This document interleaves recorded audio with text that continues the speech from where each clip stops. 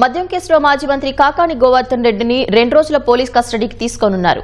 ఎన్నికల సమయంలో మద్యం అక్రమంగా నిల్వ ఉంచారని గతంలో నెల్లూరు జిల్లా మత్తుకూరు ఎక్సైజ్ పోలీసులు కేసు నమోదు చేశారు. ఇవాళ అదుపులోకి తీసుకుని విచారించనున్నారు. క్వాడ్స్ అక్రమ తవ్వకాలు తరలింపు కేసు, కృష్ణపట్నం పోర్టు వద్ద అనధికార టోల్గేట్ ఏర్పాటు చేసి డబ్బులు వసూలు చేసిన కేసులో ఇప్పటికే కాకాని గోవర్ధన్ రెడ్డి నెల్లూరు సెంట్రల్ జైల్లో ఉన్నారు.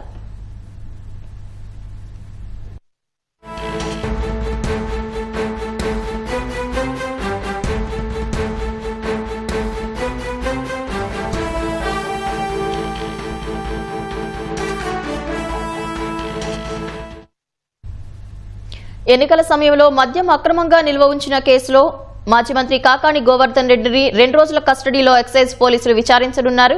మరింత సమాచారం మా ప్రతినిధి రాజారావు అడిగి తెలుసుకుందాం. రాజారావు, కాకాని గోవర్ధన్ రెడ్డిని ఎక్సైజ్ పోలీసులు ఎప్పుడు కస్టడీలోకి తీసుకోనున్నారు? వివరాలేంటి? పవిత్ర, ఇది ప్రధానంగా ఎన్నికల సమయంలో ముత్తుకూరు మండలం పంటపాలన వద్ద దాదాపు 11,000 బాటిల్స్ అన్ని కూడా అక్రమంగా తరలిస్తూ ఉన్నారు.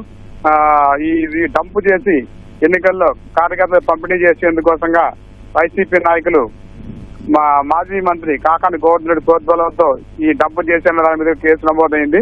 అప్పట్లో అధికారంలో ఉన్నందువల్ల ఈ కేసుని పెద్దగా పోలీసులు పట్టించుకోలేదు.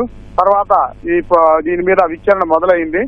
ఇటీవల జరిగిన ఈ విచారణలో ఎన్నికల సమయంలో మద్యం అక్రమంగా నిల్వలు ఎంత ఉంచారు, దానికి సంబంధించి ఎవరెవరు నాయకులు ఉన్నారు అనే దాని మీద కూడా ఈ ప్రొహిబిషన్ ఎక్సైజ్ అధికారులు కేసు విచారణ అనేది ప్రారంభించారు. దీనిలో నెల్లూరు కోర్టు 2 రోజులు పోలీస్ కస్టడీకి అనుమతి ఇచ్చింది. ఈ పోలీస్ కస్టడీలో ఈ రోజు విచారణ మొదలైంది. ఈ రోజు రేపు 2 రోజులు ఎక్సైజ్ అధికారులు మద్యం డంపుకు సంబంధించి అప్పట్లోనే వారి దగ్గర ఉన్న పాత కేసుతో పాటు వాళ్ళ దగ్గర ఉన్న విజువల్స్ కూడా వీళ్ళు సేకరించి ఉన్నారు. వీటికి సంబంధించి అన్నింటినీ కూడా ఈ కేసు దర్యాప్తులో ఈ రోజు విచారణలో వాళ్ళు ఎలాంటి సమాచారం ఇస్తారనేది సాయంత్రం కానీ మొదటి రోజు విచారణలో విషయాలు తెలియాల్సి ఉంది. ఇది పరిస్థితి. పవిత్ర, ధన్యవాదాలు రాజారావు.